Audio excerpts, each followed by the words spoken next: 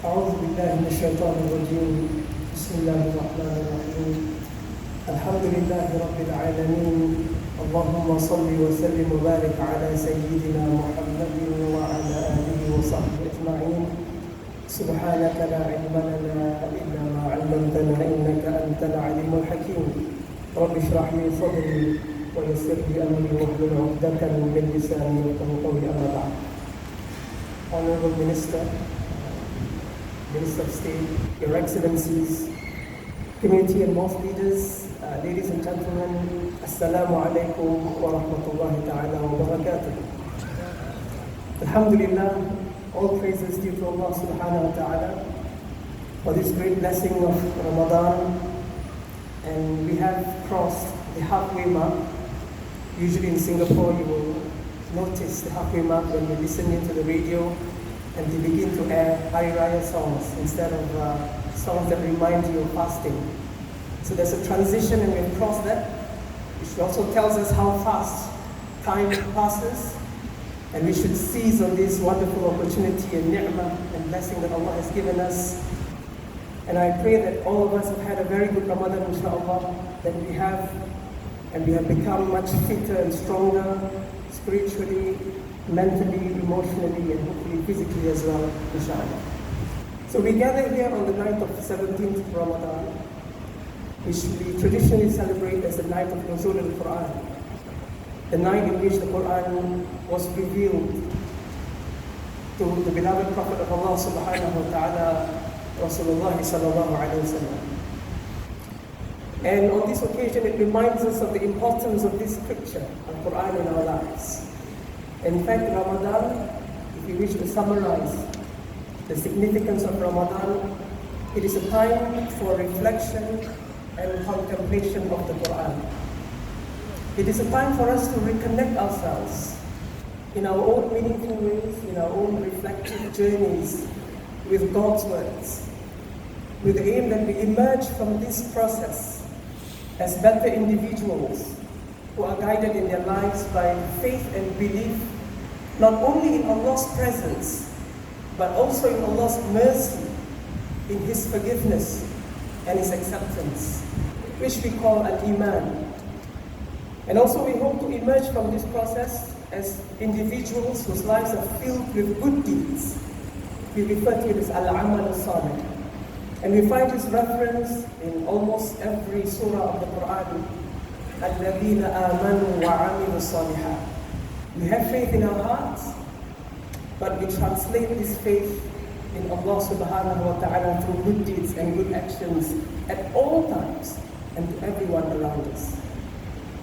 And Ramadan is also a time, a very important time, for seeking Allah's mercy and Allah's forgiveness. In fact, this is epitomized by the prayer that our Prophet sallallahu alaihi wasallam taught us to frequently recite in this month. Allahumma innaka afuwun tuhibbul afwa fa'fu anna. Oh Allah, indeed you are forgiving and you love to forgive. So please forgive us, O Allah.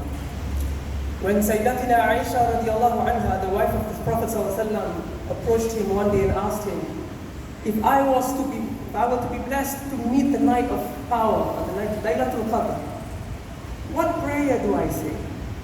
What do I ask Allah subhanahu wa ta'ala? And the Prophet sallallahu alaihi wasallam responded, say, Allahumma innaka afuwun tuhibbul afwa fa'fu anna.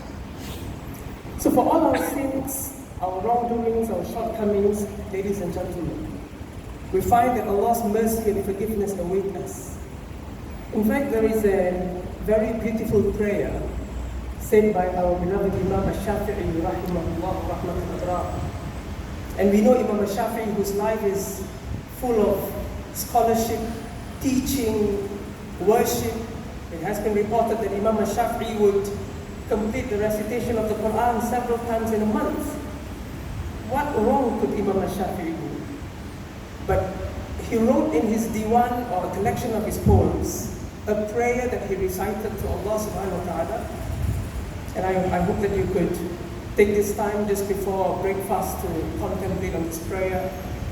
وَلَمَا قَسَى قَلْبِي وَضَاقَتْ مَذَاهِبِي جعلت الرجا مني لعفوك سلما تعاظمني ذنبي فلما قرنته بعفوك ربي كان عفوك أعظما فما زلت ذا عفو عن الذنب لم تزل تجود وتعفو منة وتكرما. This is the prayer of Imam Shafi'i radiallahu anhu. Very difficult to translate because it's a poetic language. I'm not an Arabic linguist, so pardon me for any loose translation. But roughly it means, when my heart has hardened and my ways of escaping these sins have narrowed, I could only climb the stairs of hope for your forgiveness. And my sins bear greatly upon my soul.